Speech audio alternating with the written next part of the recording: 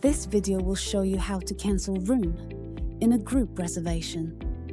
Hotelogix lets you cancel a specific room from a group reservation. Let us see how.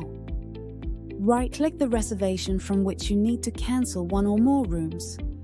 Click View Details from the context menu that opens. The reservation opens in a new tab. Click Enable Editing to make changes. At the bottom of the page, select the checkbox corresponding to the room that needs to be cancelled.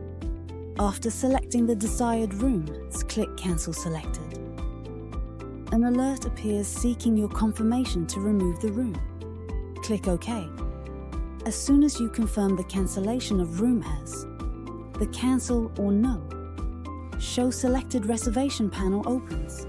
Click the Recent drop-down arrow to view the list of reasons and select the relevant option.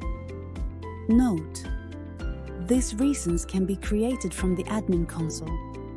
In case you wish to edit the cancellation time based on the time defined in policy, click Edit Cancellation Time. You can enter comments related to the reservation cancellation as a free text in the description box.